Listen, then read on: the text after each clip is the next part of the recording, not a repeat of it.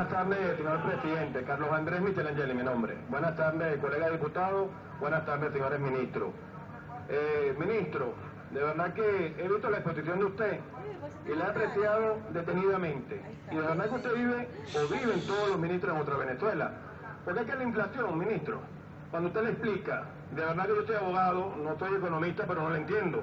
De verdad usted, a la edad que tiene, yo creo que se está burlando de nosotros, y no de los diputados, sino de los venezolanos. Yo quiero que usted le explique a los venezolanos, ministro, de verdad, por qué la inflación de Venezuela es la más alta del mundo, y no nos venga que en años pasados, no nos venga con años pasados que la inflación era más alta, no, porque nos podemos comparar con vecinos, con países vecinos, con países hermanos, donde están mejor que nosotros, y donde no tienen los ingresos que tenemos los venezolanos. Entonces yo quiero que usted me explique, ministro, cómo un venezolano con este salario mínimo, con 1.223 bolívares, que vamos a dividirlo entre 30, son 40 bolívares diarios, ministro. Y la persona que vive en el viñedo, allá en Barcelona, y se va al mercado bolivariano, el carrito por puesto le cuesta 5 bolívares, ministro.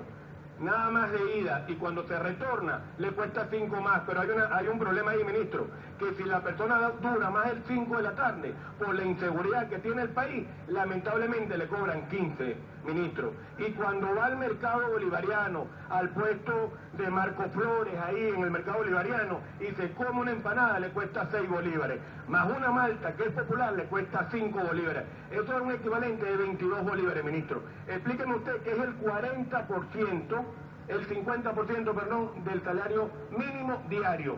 ¿Cómo vive un venezolano? Entonces usted me puede decir, bueno, pero es que tenemos red alimenticia, el mercado, que vayan a comer aquí. Aquí está un mercado, ministro. Ayer fui. Aquí está el mercado. Aquí está la fuente. La fuente está aquí. Esta es la fuente, ministro. Esta es la fuente.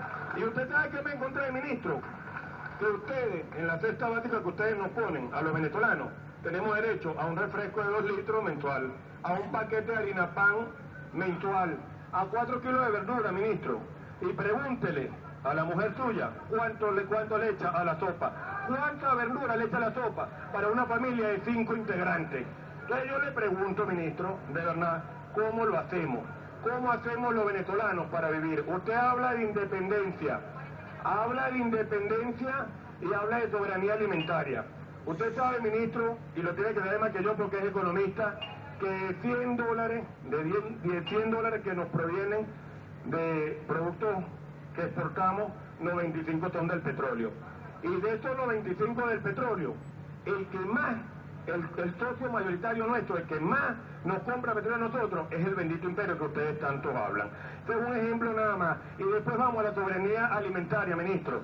Y présteme atención, ministro, en la soberanía alimentaria, porque esto nos afecta a todos.